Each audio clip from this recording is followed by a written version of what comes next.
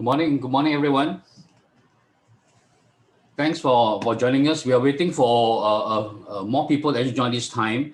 For those that have joined us before, thanks for coming back because we are still on shift tactic number 7.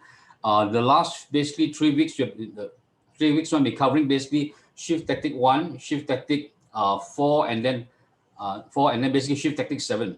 So basically, this is a part 3 of the shift tactic 7. So if I missed the first 2, please go back and review it because I'm going to build up on it so you understand basically how to price the property correctly. So while waiting for some of the people to come in and join us also, I'm going to go back and review some of the things that we've been covering so that we can get the right frame of mind before I move forward. Let me share my screen and then we'll start the session today. Yeah?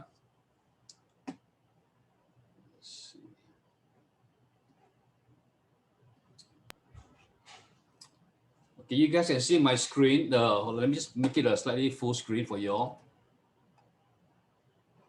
Okay, shift tactic number 7, crucial conversations with seller today. My name is George Tan. I'm the team leader for Market Center 2 and also a faculty trainer with KW Malaysia to that one. And shift tactic part 3.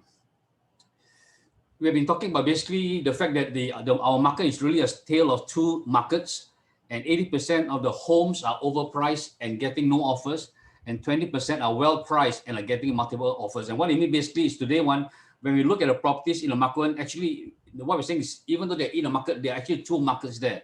One basically is where the homes are overpriced. Second one is the home are well priced. 80% of home that's well priced, they're getting multiple no offers, and 20% of the homes that are well priced are getting multiple offers. So the purpose for us going in to help you price correctly the property is so that your property is well priced, the 20% that is getting multiple offers from buyers for your listings. In every market, there are two markets. One where properties are priced to sell, and another is where properties are priced to sit. So today, basically sitting here, if you're an agent, do you want your properties to basically sell or do you want the properties to sit? So if you want a property to sell, then you must make sure those properties are actually priced in the market. If you don't want a property to sell basically what's happening is your properties are overpriced and you need to talk to your seller to have conversations to do that. Okay. And we also talked about the fact that basically when you talk to the seller it's important for them to understand the concepts of in the market and out of the market. 20% of properties are in the market and they're getting multiple offers, and 80% of the properties basically are out of the market, which means that they're overpriced and they're not getting any offers. So you need to basically have conversations with the seller, help to understand that the factors that determine whether their house is sold or not sold in the market really is based on pricing and condition of the house. So the properties that will sell are properties that are priced correctly and the conditions are actually good conditions both inside and outside the house. And overpriced properties are out of the market and they don't get notice and they don't get buyers. So you also must have the seller understand that basically properties that they can control in the market are properties like in this case good pricing and good condition, and the value of these properties that they have is not determined by whether I price it correctly or the seller price it correctly. So the market determines the pricing. And last week we basically talked about the art of pricing and we went into 6 critical pricing factors. The first one is basically you must know what sells in the market. So properties that are priced correctly and properties basically in good condition sells faster. Second is basically understand that properties basically in the market who determines the pricing. So the market determines the pricing, not the seller, not myself. So the buyers are interested when they compare with properties in the market. Based on a comparison with properties in the market, they decide whether your property itself is worth actually considering and whether it's a fair market value price. So the first one is know the what sells in the market. Second is knowing basically the fact that the market determines the value. And we talk about basically the direction of the market also. In the direction of market the direction of market is whether it's going up or going down. Okay, we also talk about the understanding the windows of opportunity before actually understanding the direction. Third one is understanding the windows of opportunity, meaning basically that the first 30 days are the most important time frame for the property to be sold. So letting the owner understand that if they price correctly, the first 30 days the price actually go up. After basically the first month, prices will start going down where you're getting the offer. So if your property are correctly priced, generally they get the most viewing and the most offers coming after that.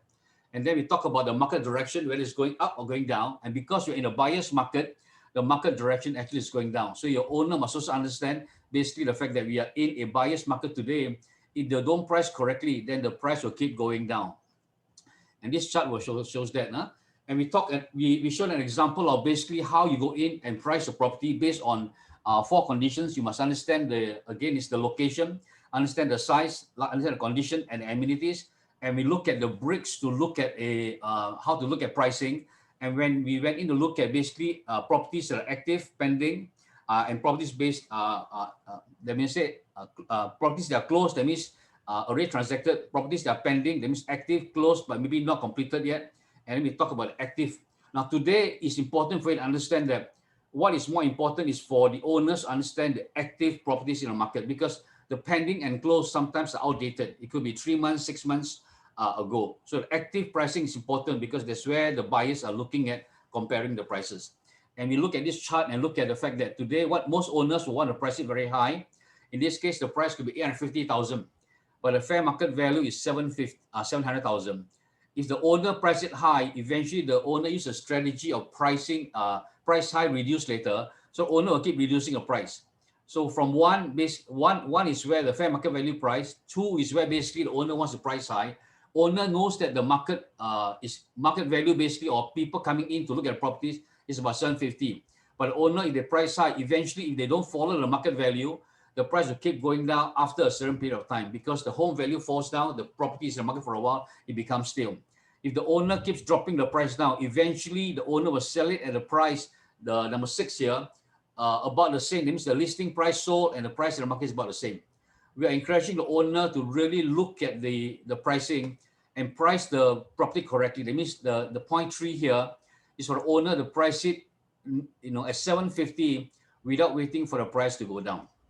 To go for a little bit more review, please go back to the first 2 sessions that we have done to look into more detail. So this is a recap on that one. So today, moving forward, we're covering basically the last critical factor, number 6, which is the crucial conversation with the seller. What exactly is the responsibility that we have with the seller?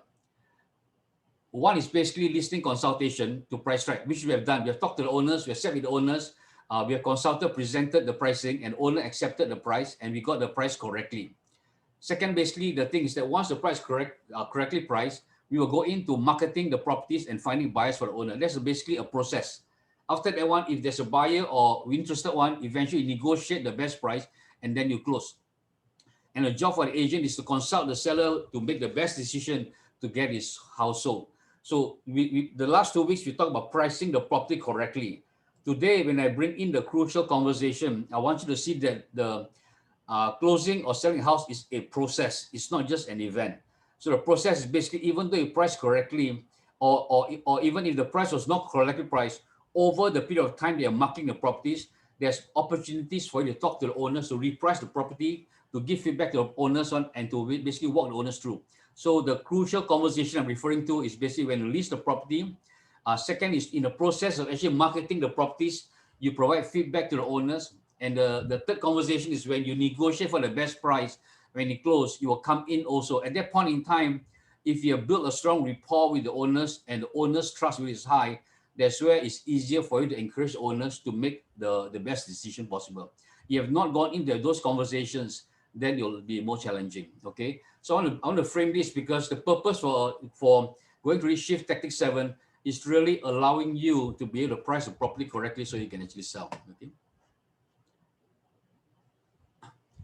Later, I'll be asking the young lady to come in and share her experiences. But I'm going through recaps because there's only so many things we can learn about pricing. And it's not about learning new things. It's learning to go back to the basic and do the things well. That means you must go back, practice more times. The more you practice, eventually you become better. This is the basic process when you negotiate and close. Normally the buyer comes in, the buyer makes an offer. The seller basically got a couple of responses. The seller can either go in and respond. One is that accept the offer or reject the offer. So the seller responds to the offer in 1 or 3 ways. Accept the offer means you begin a contract to close. That is basically the ideal one that every agent wants to see happen. Okay, that means today one, basically the first buyer comes in, your goal is that the buyer makes the right offer You go back to the owner, says that basically we have marketed the property correctly. First couple of showings, we closed it. That basically is, normally what we hope to do, but don't always happen. Accept the offer, begin the contract to close. So the second option is that the the owner rejects the offer.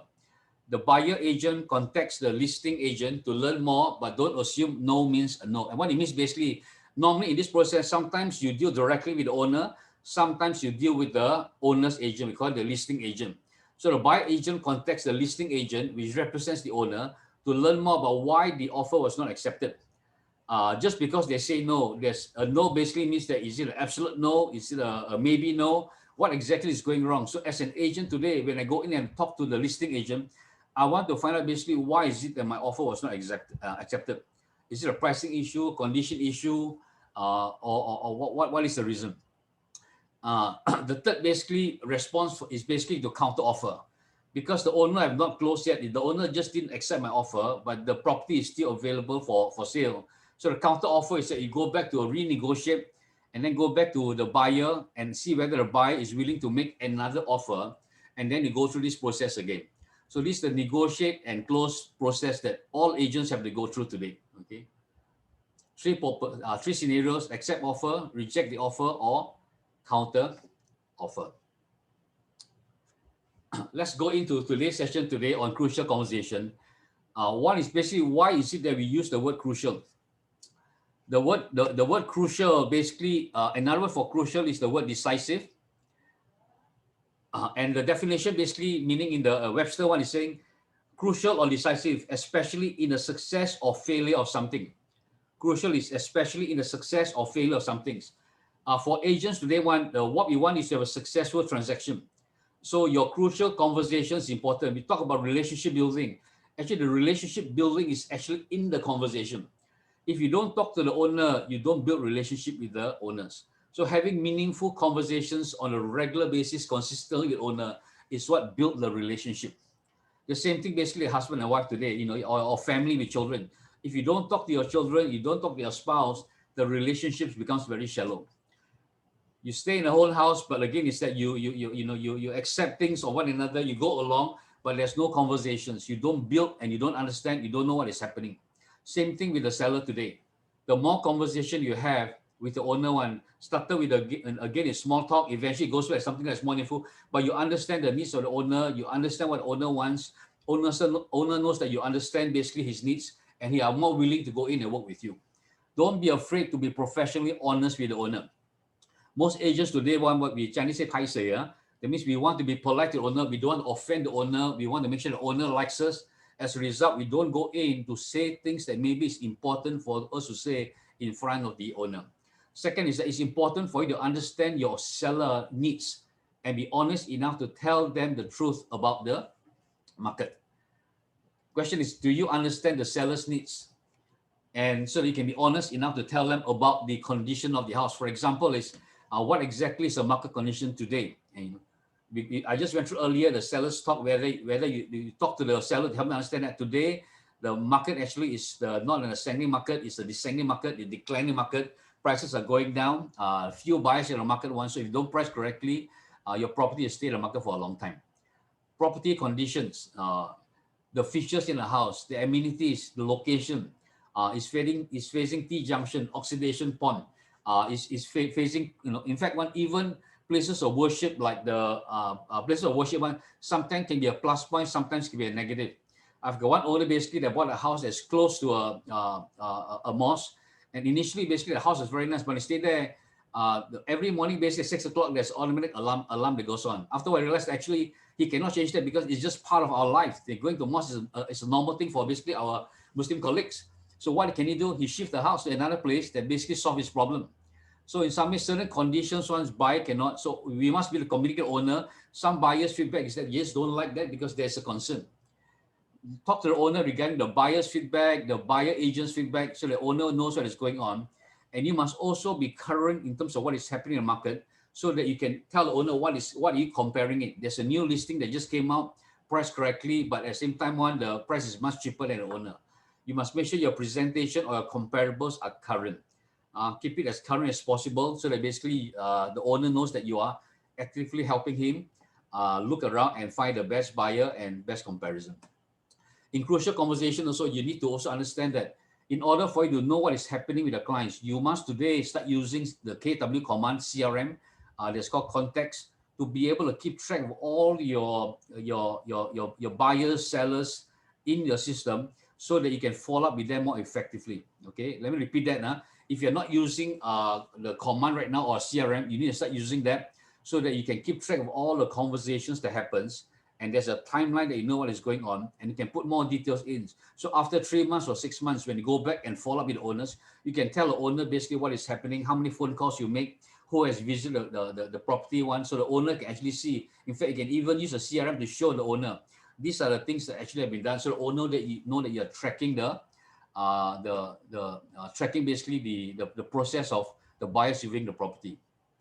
Number 4 is very important, which I want to take some time to highlight. It talks about building rapport and trust. We know basically that it's important for you to get the people to like you, to first of all basically know you, then like you, then trust you. So there's a process that goes through, and in order to build trust, it's important to build rapport.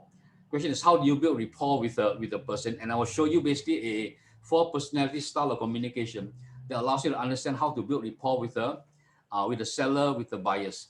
But the perspective that you have is that you must always come from contribution, and you must stay in curiosity. And what I mean is basically, when I say come from contribution, is basically when you're coming in, you're always finding a way to add value and help the owners. That is really your perspective. You're not there just to basically make a commission. You want there because you really want the owner to basically sell the house at the best price possible. You want the person that's basically renting the house from owner one to be able to stay there, and good tenants that are staying there. So you're concerned about the fact that when they go in and owner sell a property, the process is smooth. You will check all the necessary things required, the banking, so you are actually acting really as the authorized agent for the owner to go in and make sure that the transaction is smooth. You're an owner, basically, that you're coming from that contribution. You want to add value and not help the owners. Stay in curiosity basically is a mode that you must have, that when it comes in, you must always try to go in and find out, and don't get defensive. Always find out, the Mr. Seller, basically, why is it that basically at this point in time I've shown 10 buyers for your house one. Is there a reason why at this point that you feel the price itself you don't want to change or lower the price now? Go into that conversation with owner. I noticed basically the Mr. Seller, when they come in, the every time basically when the person goes into the kitchen side one, I noticed an expression a little bit where whenever the buyer talks about the kitchen itself, your facial change, because something about what the person actually a buyer says causes you to react. And when I talk to the owner, you realize that basically because the feedback that the buyers have is very sentimental, because the owner basically, when you go and build the kitchen one, put a lot of effort and time in, and there's a lot of personal touch required. So I'll tell owner, in this case one, make sure when the buyer comes, don't worry, because the buyer's information, what they say one, don't take it personal.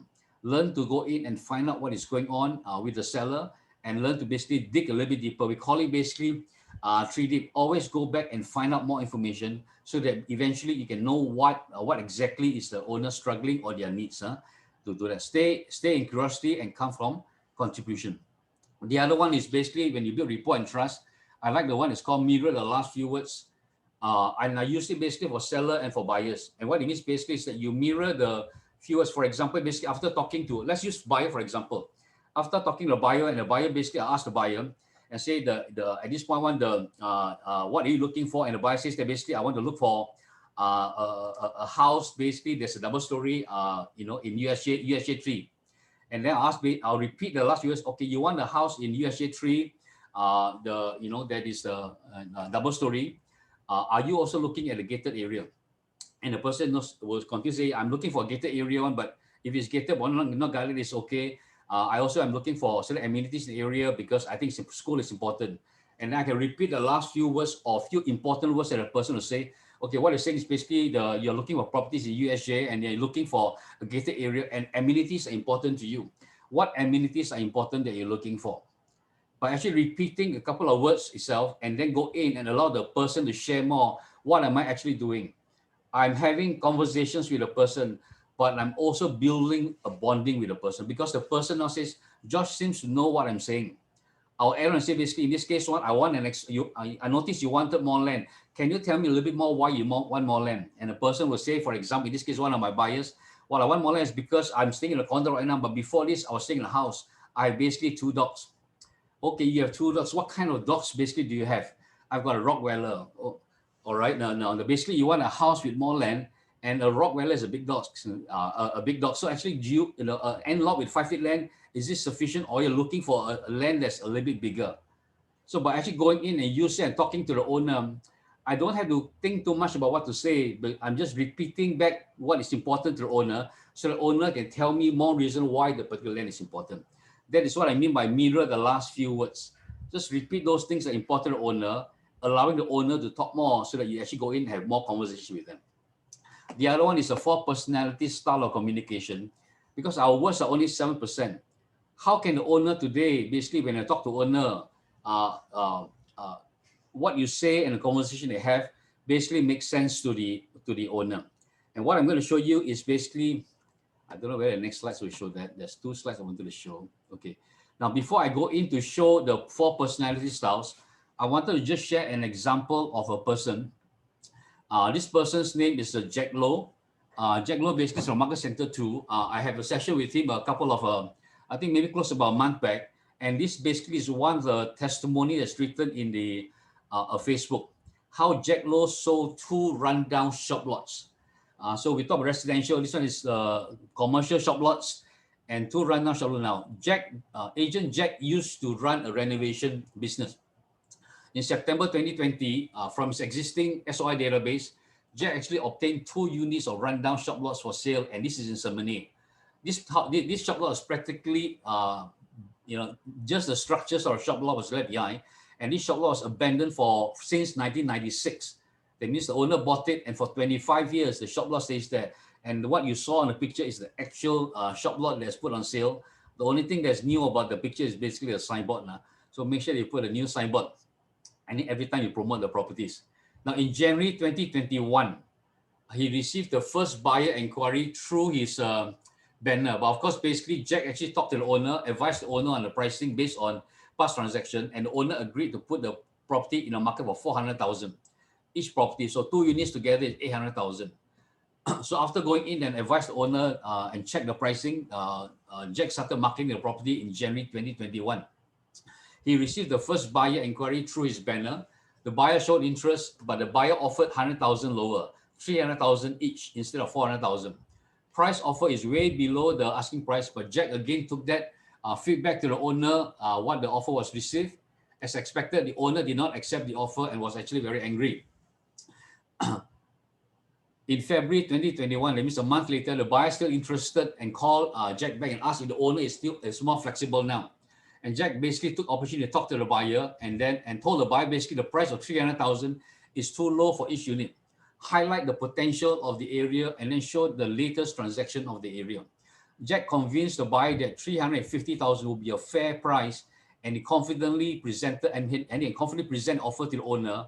So the buyer agreed to actually increase the offer and to 350,000. So Jack presented the offer to the owner and explained that due to the condition of the house, very few inquiries, and the inquiries that came in are very low price, Jack managed to convince the owner that this would be a fair price for both parties. So Jack convinced the buyer, Jack convinced the owner. So the owner basically reluctant, but said he need a few days to discuss with his brothers. The next day, the owner called Jack back and decided to accept the offer and 350,000. Now, along the way, there are certain terms and conditions that he needs to go through and negotiate. After that one, the deal is closed. So the moral that Jack has is basically all properties can be sold. So today, all properties can be sold, but the pricing is an issue. Condition cannot solve pricing, but pricing can solve properties that are in rundown condition like this.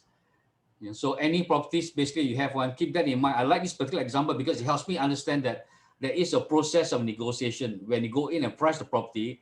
In fact, basically the pricing that Jack, I did not check the actual price the owner bought the property, but because it's 25 years, I think generally the pricing maybe is around that area.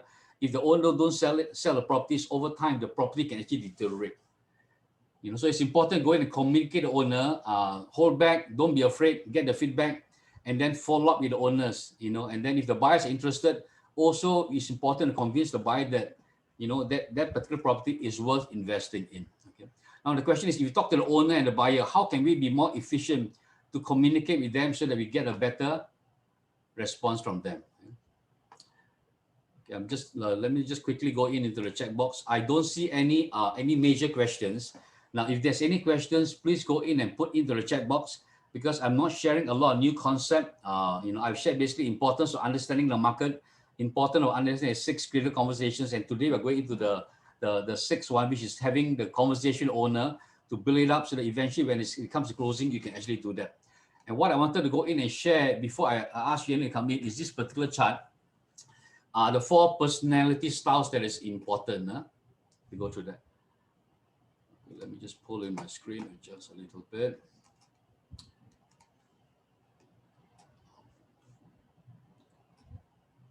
Now this one basically is a now there are many ways that people call this one here. Some call it the DISC, but this one is basically by Mike Ferry, and also basically and he learned it from Larry Wilson almost close to many years back.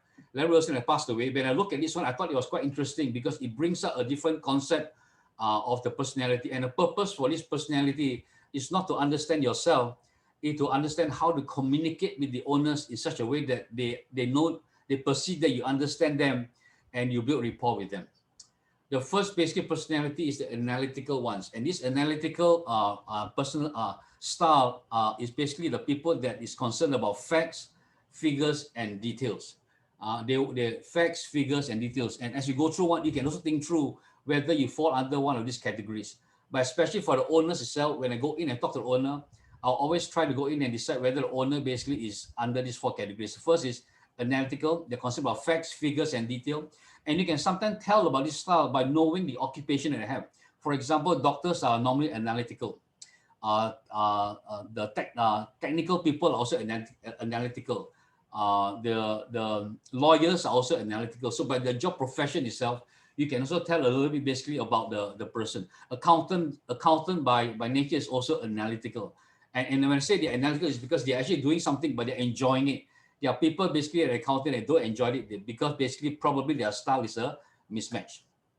Analytical is facts, figures, and details. The second category is the people that are drivers. The drivers are this group of people basically they are more direct and they like to be in control. And this group of people basically normally they are put in charge of a group of people to actually work with. So analytical and the drivers basically both of them are non-emotional.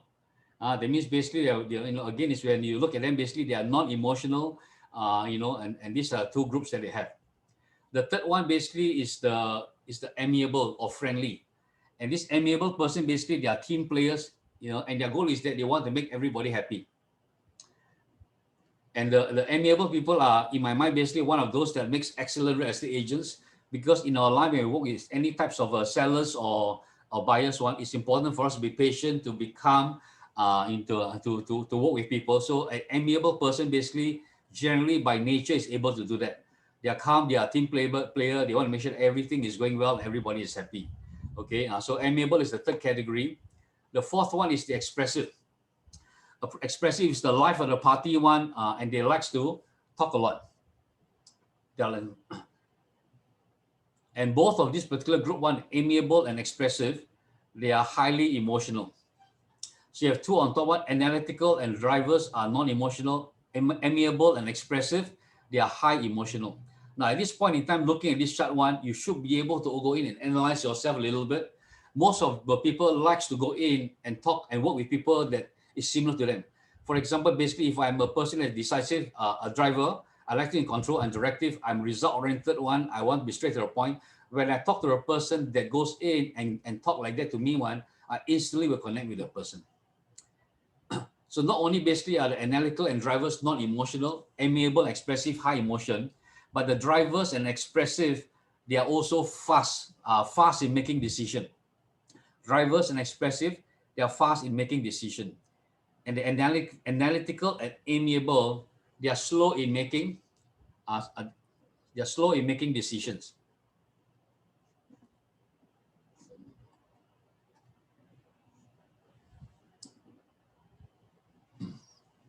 Now today, if you're communicating to sellers and the sellers are analytical, what would you say to the seller?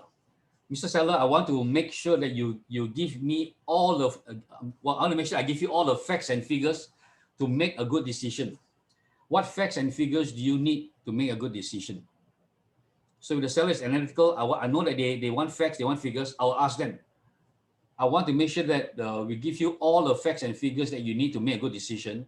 What facts and figures do you need to make a good decision? I'll ask them. So for them, they know that basically I'm connecting with them because that is what is important to them. How do you deal with a person that's a driver? If the driver is a seller, is a driver, I will say, Mr. Seller, I don't want to waste your time. Do you want to proceed quickly? Because the person just want to know what price to sell and basically how soon can you sell it for. So I'll make sure I'm more direct with him so that he knows that basically I don't waste his time and basically I'm coming as a person that can help him. What about if the owner is amiable? This owner, normally basically amiable person that comes in a couple, one Mr. and Mrs. Seller, I want to make sure that whoever buys your home likes your home. And when they raise their family, they will be in love with the home as much as you are in love with the home. What do you like me to say about your home to make them feel comfortable as you feel? Because the amiable likes to make sure that the person that buys their home one is comfortable. They don't want to offend person. They want to make sure that the person that goes there have the same experience that they have. If the seller basically is an expressive one, how would you deal with this seller? Give me 5 reasons. Give me 5 great reasons they should buy your house. Because the person expressive one, they like to talk. So let them talk. They will give you 5 to 10 reasons very quickly. So in some ways, what you need to do is look at some of this one here and say that today, if you want to build rapport and have conversation owner, keep in mind it's not about yourself, it's about the person understanding you so that basically the relationship can actually be built. Okay? Now you can go in and go into a greater detail in this, but I feel like this has helped me in terms of working with seller, understanding seller, communicating with seller in such a way that they understand. And there's no right and wrong. Every agent is saying that basically I want to be right in the middle. I'm actually good in all 4. None of us are good in all 4. We're always good at only one style, but we will have a backup style when we're going through stress.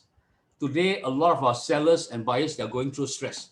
So it's important for you to come across that when you communicate with them in a way that they understand and is meaningful to them, basically a success for you to close the deal and work with them is stronger, okay? So keep that in mind. You can, like I say, this is just one of the chart. Some use it DRSC, the driver is a D, expressive is an I, amiable is an S, and analytical is a C. Yeah? So different ways to do that. But I like the way this one is explained because if I know that basically driver and expressive, they are making decisions very fast, I also work with them in that way. Okay.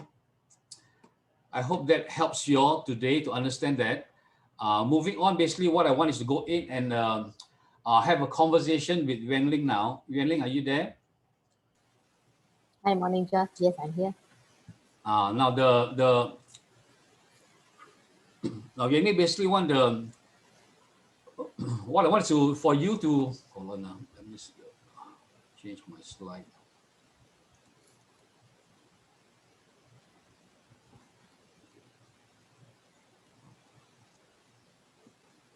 Let me hold on. One of my slides, I just lost it.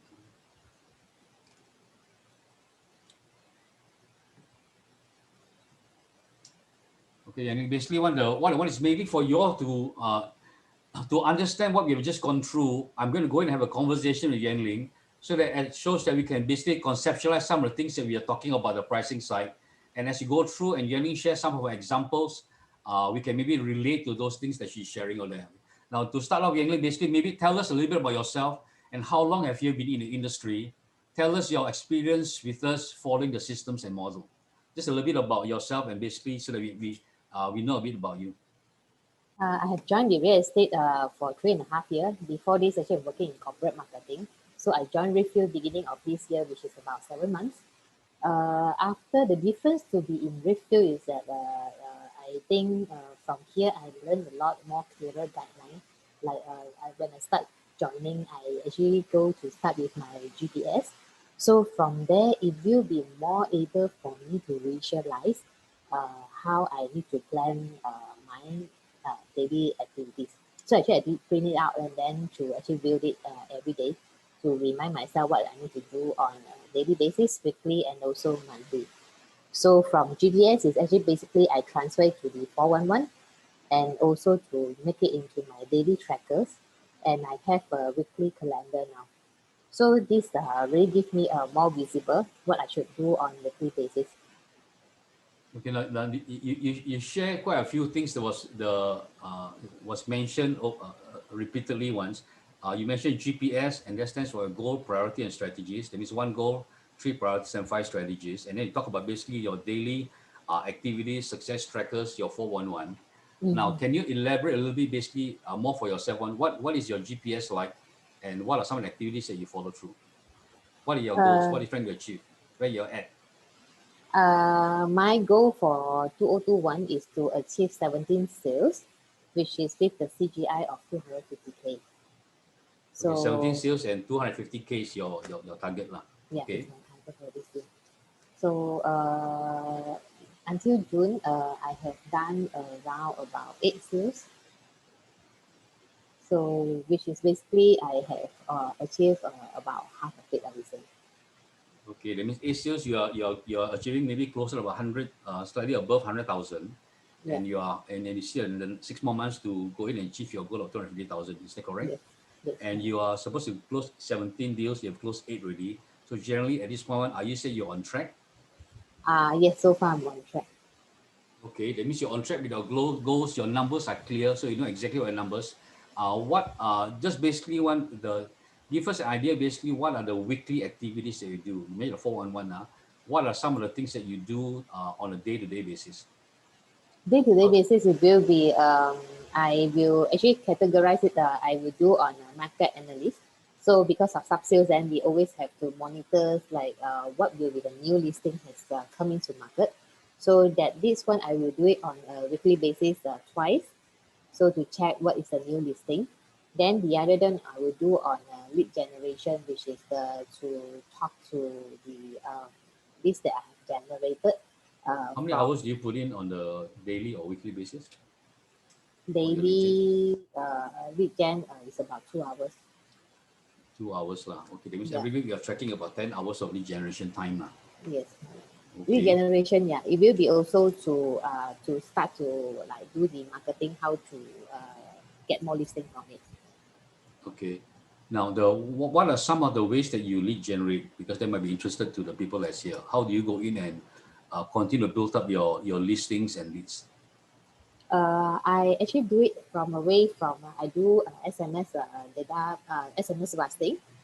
So that is the part where I actually try to connect with the owners to get listing from there. And then aside on that, I also continue to like talk to my past clients. During this pandemic, I think moving can't be done. So what I do is that I also revisit some of my past clients, and from there actually to see if there any referral that I can get, either from listing or also for new prospect clients. Okay. Then Now, aside, you mentioned SMS blasting. You talk about past clients. You talk about referral. So basically, in terms of percentage wise, from the eight deals that you close on, how many of those actually comes from your past clients and referral? I What have, ratio? if let's say it deals with about two actually with from referral, And the other six basically is from your lead generation. lead generation. Okay. Yeah. Okay. So moving forward, basically, are you going to spend more time to build up? What will be your strategy in terms of focus to continue to work with your listings and your leads? Because I know that you Uh, have your listings one, you have grown to more than 100, above 100 already. So yeah. are you going to continue to generate more leads or actually try to work on your listings more and follow up with your clients more? What would you do? I will still continue to generate more listing because I think at this moment is that a good listing or probably a property that price right, if you're able to attract the buyer faster. So to know what will be the good price listing in the market, I think this is very important. So it will be, I actually will say that I will allocate about 50% to be on still generating the listing, then 50% still working on the existing listing that I have as well. Okay, that means basically there's a strategy that you have to look at both 50% on generating leads, 50% on working with your listing so you can get more buyers and leads from there. Okay. Now, Yeah. because you spend a lot of time with your clients, how do you see the market right now? Are you optimistic that basically after the lockdown, with more vaccination now and knowing your clients, how do you feel the market is up? Are people really still at this point going to buy, or sell properties? Are During you these optimistic? 2 weeks, yeah, EMCO, I think a bit quiet on inquiry, but there are still people calling to ask for those listings that I have put out to know more about that. Actually, I do explains and then to project how is the listings look like. So and then also arranging the viewing after the lockdown can be lifted. Then actually we arrange on that. Because like time moment, I think need to be safe also because of the infected rate is so high. So actually also explain to customers that we will arrange the viewing after the MCO listed. So you're still optimistic that you can achieve your goal with the remaining 6 months. I mean, if Yes, correct. we are saying that lockdown is not going to be permanent one. Hopefully, basically over the next couple of weeks, the new SOP will come in to relax it. We are making sure that you're taking the necessary precaution. But because people are vaccinating, they are more, we are quite hopeful that with the next couple of months, things can be opened up, that we can do more things. But you are lining up your opportunities so that when it opens up one, you can start closing. Okay. Now, which area are you focusing in right now, and what type of properties are selling or in demand in your area? I'm working in OUG and Silver Darling area. For here, actually, I'm more working on the landed properties, double story terrace house. It will be my priorities to work on that. And then the demand for terrace house is also good in this area. It's a more Chinese community, and then a lot is looking for to stay in London. Okay. Thanks for sharing the fact that basically you're optimistic in the market. So I'm encouraging people that's on this line today. Again, is you can focus on a database. You can focus on things in the control.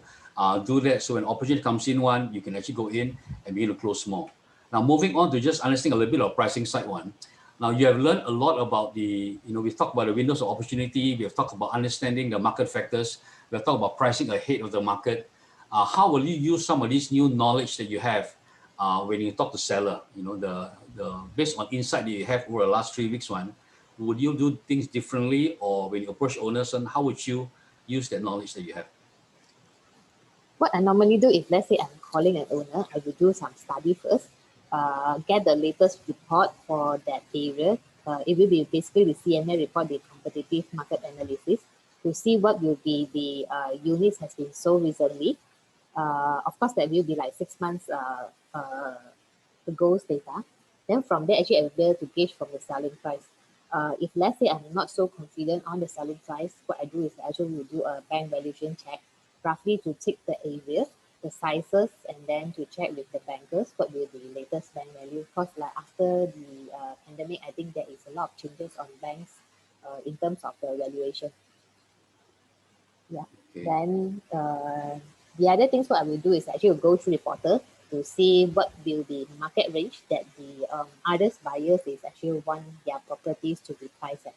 So when I talk to owners, then at least I will know that when it's coming to the price that the owner is expecting, whether will it be above market price or is it a right market price. From there, I actually will discuss with the owners that whether how is the pricing look like.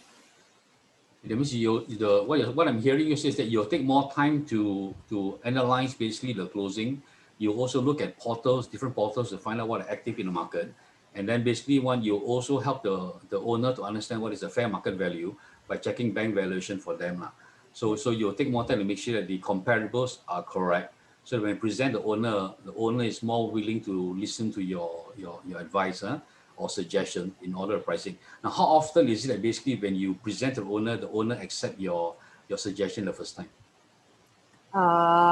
A bit difficult. I think at the very first stage, I think owner already have a price. I think owner always have the mindset is that they want to sell the highest price. Yeah, because they has been hold for so long, then of course they want to get a good price. So it's a bit difficult to accept that if let's say they need to sell something which is below their expectation. So that is the part that when we first come across that, actually we actually let the owners know what will be the best market range. If let's say the owners still insist that they want to price at above market range, so what we do is that it will depends whether how I actually want to cater for the marketing plan for that particular unit. Will I be putting a very heavy activities on that? If let's say from there is inquiries from there, then only we start to come back to the owners again to rediscuss on the right price for the property, to discuss on the negotiation. Wait, I got a note from the chat box that a bit difficult to catch Yuan Ling. So I'm not sure whether it's because of the sound or that. So just be aware that Yuan Ling, maybe just speak closer to the mic. If you do Okay, that, okay, can. that will help. Okay, that means the moment, maybe one thing that can help us also is, why don't you tell us, because I know that you've been closing consistently for the last 6 months, probably only 1 month that you did not close, but generally you focus both on rental and sale also. Tell us one of your recent closing and basically the conversations that you have with the buyers and the seller and the agent. How do you build the rapport and trust with both the buyer and the seller? Give us a bit more of the background and then the closing. Okay, I closed one unit just right before EMCO. So this unit is a condo in Uji area. So this initially the price that the seller one is looking at 1.15. The market range for this unit is actually 1.2. So when the buyer came, then actually initially it start with the offer of 1.08. We presented to the seller, but seller have take about like a 1 week's time to come agree on the pricing. Actually, we explain to them, explain to the sellers that the market condition, because like now pandemic, then not many inquiries come in. So actually also to analyze on the price based on the CMA that we have based on the past transaction. So 1.08 it should be a right price on that. So when we decided to, then the seller decided to accept the offer, we actually informed the buyers. Okay, But then let me pause here before you go in. Let me just make sure you get the facts clear. You're saying that basically right now the owner want to price the property at what price? 1.15. 1.15 mil, and the bank valuation for the property was 1.2 mil. Yes, correct. So the bank valuation is higher than the price that is listed in the market. Yep. The owner is prepared to accept closing at what price? 1.0 1.08. 1.08 mil. So Yep. the bank valuation is 1.2. The asking price in the market is 1.15, and there's room for negotiation. It can go down to 1.08. Okay. So Yeah. please now continue on basically right now that the buyer actually offered at what price and what was the conversation? And when we actually talked to the buyers, then actually it came in with the offer of 1.05 to the sellers. Okay, that means the buyer offer 1.05, and you have communicated to the owner that basically there's an offer. Given the green light, go in and collect the earnest deposit and move on. Okay. So when you go in and work with the buyers, what happened? Then this buyers is a bit taking the opportunity because of pandemic time. So then he feel that the price is not right at this moment. So he was keep lowering on his offering price. So at the end, that the last price that he actually want to offer is 1 million. We presented the 1 million to the seller, but then seller have came back to us that this is really below market price, where he will not agree on that. Okay, So what? so then at the end, that what I do again is that actually I also talk to the buyers. I think it's also based on those like CMA actually presented to the buyer as well, to both seller again, what will be the best price, and also the transaction that has been in the past has been transacted. So at the end, the buyer willing to offer again to 1.05 to match what the sellers is looking at. Now, okay, that means basically the at the point that you wanted to close, the buyer took an opportunity and tried to, instead of going with the price that agreed on 1.05, decided to offer lower at 1 mil. Yes, Now, correct. bear in mind, basically what you're saying is that the fair market value is 1.2. That means it's Yep. 200,000 below the fair market value already. So the owner rejected it, and then the buyer also did not move. How long was the period of time that you took to convince the buyer to go up to 1.05? This negotiation we took about 1 month. 1 month. Now, in the meantime, what was your conversations with the owner's buyer agent? Do you know the agent very well? Yes, very well. I think yeah, we work quite closely on that. I mean, to analyze what will be the right price. So we also relook into the past transactions to see whether is the price that we actually offering to the seller is the correct pricing. So from there also we advise the seller on the price as well. Okay, that means basically what is important for you to go in and have a good relationship with a listing agent, or in this case, the owner's agent, because you are coming in as a team, analyzing where things are at and seeing what's the best way that your buyer can offer. But because it's a fair price, then basically you go back to your buyer and within 1 month, convince your buyer basically that even if the buyer pays 1.05, it's still a good price to pay, because in that location, I assume when the market picks up the buyer probably will not lose money, right? They'll make money. Yes. Yeah, correct. Okay. So the process goes in now. At this point in time, it looks like you have a good relationship with the seller, with the buyer. Now, is it the same with all your clients? Your seller, do you not do they normally when you work with them, they all like you? And with it is, what is your secret to actually go in and building that kind of a relationship? Why do you think that basically it's easy for you to build that kind of I connection think with it the? will be authenticity and then also the trust. I would say that when clients for this buyer actually is a referral clients from my past client. So I think my past clients is also giving a very good confidence to this buyer that I'm helping them. So from there, that these clients really do keep communicate with me that what will be their concerns and then what are they going to spend if let's say they move into the house. So why are they offering at this price?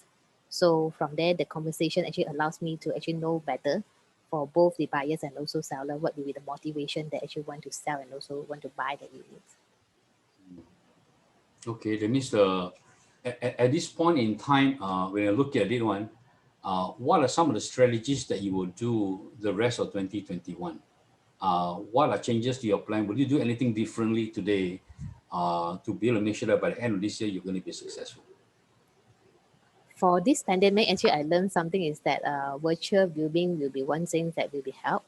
So I think I didn't really focus on these activities before the pandemic. So I think this was something that I really have to start now. Even though I think pandemic over, I think this is one important activity is help us to do a pre-screening for our clients. In terms of activity wise, I will still remain the same, continues to do the lead generation with time block to the existing past clients and also the new listing as well. But will you change your strategies or not? That means what would you focus on more to make sure that you're on track? I will actually want to try to get more listing at this moment. Okay, now more listings or more correctly priced listings? Correctly price listing. I as mentioned that I have 100 plus listing, then possible I will say that not all of them are priced correctly. So actually I want to continue to get more right price listing from there. Right. That means you will follow up with the existing listings that you have while you generate new ones. And then what are you doing to make sure that you are able to connect with the owners more so you can talk with them?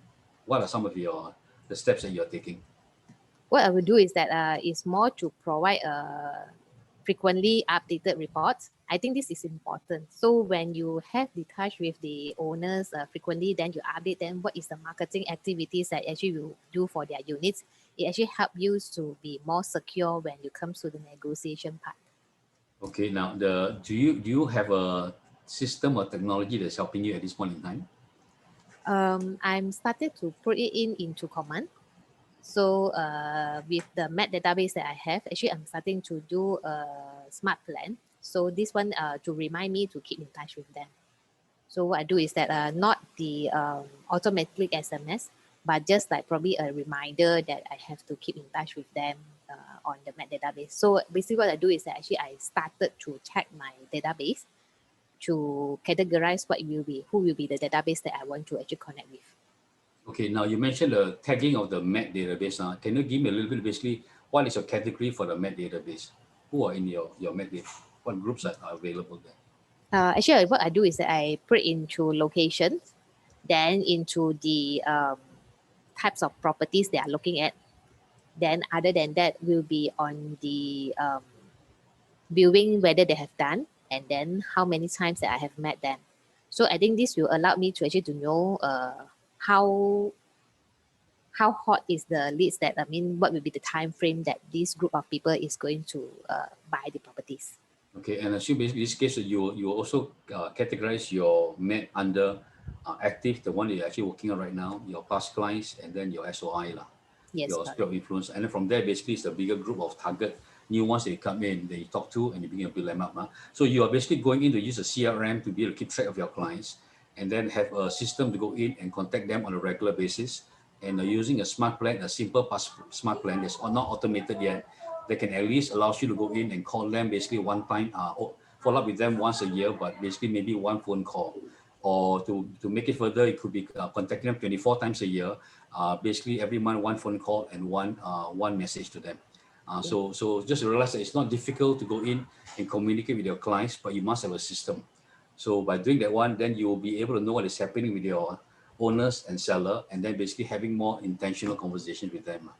So Yeah. that strategy, I think, is a good strategy to allow you to go in and close more deals by end of this year. Okay. Now what I'm going to do right now at this point in time now, uh, any questions that you all want to ask the Yuan Ling or myself in relation to the Shift Tactic 7 pricing, you can put it in our chat box, or you can bring it up, or you can do a little bit.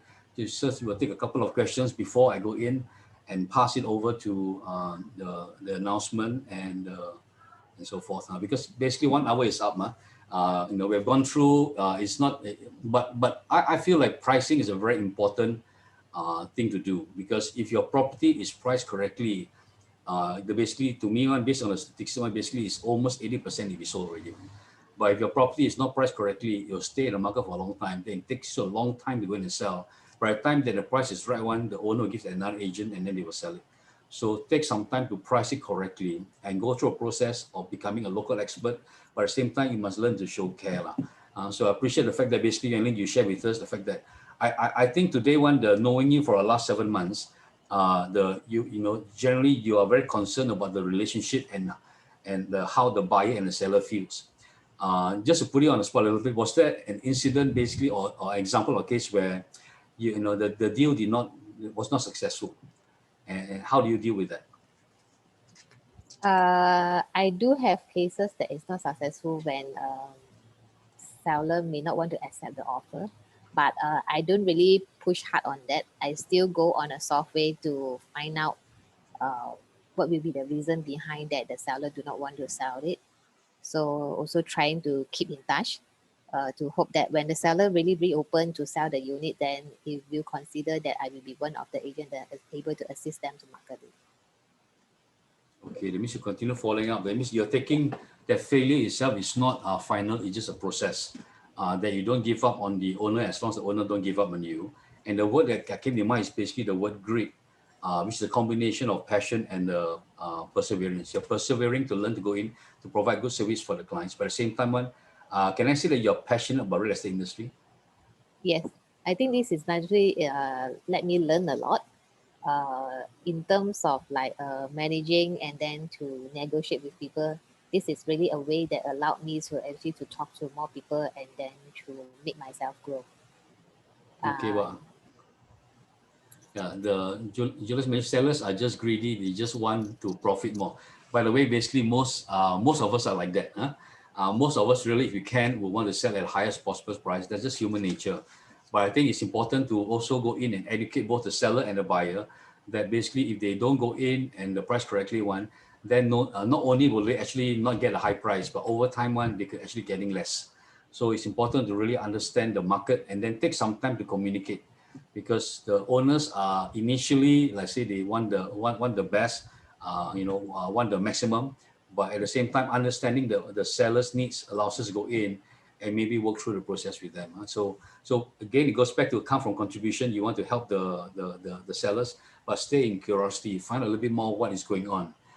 And I've got a lot of cases that I can share with you basically when time permits on how over time, and sometimes it could take 1 or 2 years for the owners go down to the point that they are actually ready to sell.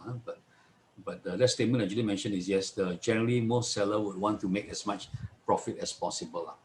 I'm going to, Yelling, don't go away yet. It means I'm going to go in and come back to you in shortly, just to maybe have you share something basically in passing that you feel like help the person. So I'm going to pass back to for the announcements before we come back. Yelling, pass back to you. No, Yelling, pass back to you.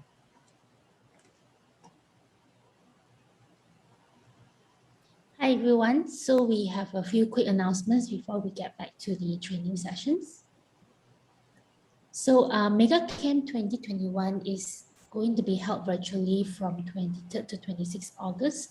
So do contact your market centers to register and get the early bird prizes. If you are a guest this morning looking to attend Mega Camp, do contact the Redfield KW Malaysia agent that has invited you to this training session to sign up as well. Next, please. Yep. So here's next week's training calendar, and this will also be the last week of our shift trainings. So do click on the link in the chat to sign up and also to learn shift tactics with us. Next, please. Our KW Malaysia White Flag Relief Fund is actually extended till 1st August so that we can raise more funds and make a difference for our agents, for all agents in Malaysia and their families that are in financial need during this difficult season. So here are some simple steps on how you can apply for the relief fund if you need it. Next, please. As of 21st July, we actually have assisted 200 agents in Malaysia with the families, with the funds collected from everyone. So do help us to raise the remaining funds needed so we can help out as many agents as much as possible during this pandemic. Next, please. So as of now, this is the amount that we have collected so far as of 21st July. We need about 4,000 plus to reach our goal of 50,000 to assist 250 families. Next. If you are our own KW Malaysia rent, you can support our White Flag Relief Fund in 3 easy ways. So firstly, you can give us a cash donation, or you can also opt to deduct the donation from your commission. And lastly, you can also share out our White Flag Relief Fund to others as a touch point. Next, please. So during this MCO, we will continue to share relevant touch points to help our agents to touch base, connect, and follow up with their database. So do stay tuned and download these touch points from our Review Happenings Workplace group weekly. Next. Our virtual trainings are here to help you to navigate your business during this pandemic. So do join us weekly so you can stay ahead from the rest with the right mindset and the right tactics. Thank you, everyone. And now let's get back to the training session. Just on the chat box one, I noticed 2 questions to answer before I ask you to come in. One is basically Susan Chan mentioned, George, your chart means analytical and drivers are non-emotional. Now, when I say non-emotional, I'm not saying basically they don't have feelings. Like generally, when we look at them, basically they are not expressive. Their feelings don't come up. So generally, their face is more calm. They go through. So that's just the fact that they are not emotional. It's not a negative thing. It's not as expressive. Second one is Julius mentioned analytical and drivers cannot be a successful property agent. I believe any style can be successful, but today's one is really not about yourself. It's really about how to understand, how to communicate to sellers. So the key is, how does the seller itself perceive you to be? So if I go in and talk to a seller that's Heidi, for example, question is, how can I communicate in such a way that I build a relationship with him and he knows that basically in this case I can help him? Because if I know a seller basically likes to be in control and they basically like to be decisive one, I don't want to waste his time, then I'll communicate facts quickly. So when I will tell him basically what suggested price and what basically is the reason why they can, why he needs to buy this one here and sell fastest. If I talk to a person basically there's a analytical one, I want to make sure that I give him the information and facts that they need in order to make the right decision so that basically I can help him. So this is allowing us to communicate with them more effectively. Not so much from a standpoint of understanding yourself. Now, you can take this and learn to study yourself and see whether it's the right fit. I believe all personalities can be successful. There's no one right personality. There's a backup personality. So under stress, you will go in and use that. Now, for example, to me, you might know my personality, but I've gone through some of the trainings before 20 years back already. Generally, my personality basically is people. That means I'm an I and S. That means basically in this case, I is expressive, S is basically amiable. So I'm totally people. If I join this industry, based on my personality, I will never close any deal because I'm not result oriented one. I'm not. I don't do facts. I don't do calculation. But those are where I need to learn. If I don't go and analyze the details, I don't understand. Basically, it's important for me to know my numbers. I've got a problem. So I like the way that Yuan Ling mentioned earlier when she comes out, say that she knows the number, she knows the goal, she's on track. But at the same time, what that gives us a clarity. So the tools and system you're providing today helps you to go in and be successful, regardless of your personality, because these are things that you need to do. But understanding the personality of the people you're dealing with helps you to communicate with them in such a way that they understand, they know that you understand them, and then from there on, the relationship is built faster. So it's about building relationships so that the communication is more meaningful. Okay, so I hope that helps. Let me just check whether any more questions. I think that is all that we have. Okay, Marcus is poker face. That means generally there's a description of certain people. It's like a bulldog. Okay, Yanni, maybe one more thing that you can share with us with agents or the people here. What is one thing that you advise them basically for them to be successful in 2021? I would say that a consistent time block to do lead generation, it will be the things that will help agents to success. I think this is important, that discipline to do it daily, persistency, I would say. Okay, now maybe I'll just add one more question in. Today, basically if you have problems and you are struggling, do you normally struggle alone or you have a group of people that's helping you? When I struggle, I will normally call my coach, like Josh and Susan. So from there, to seek advice. I think from there that different people have different experience and perspective. Actually, give us to have a different angle to propose alternative solutions to the buyers and also to the sellers. Okay, that means I think, I think from real estate is no. I don't see that is a fixed guideline how to do it. So we always have to come from a different perspective to offer the solutions. Yeah, and how important are the trainings that we have helping you? Training is a very good reminder to keep motivation up and then to keep us to move on to work. Because like a solo agent like me, I think sometimes I will feel lost when I wake up one day, I do not know what I want to do on that day. But with training, then I know that some things is that to remind me what I have to do for the week. Okay, well, thanks for sharing with us. Appreciate that. Okay, guys, thanks for joining us today. Look forward basically with the future trainings coming up. If an opportunity, please sign up for the mega camp because there's an excellent way for you to get training from people that are very experienced in the market. Take care. Have a good day. Thanks. Okay.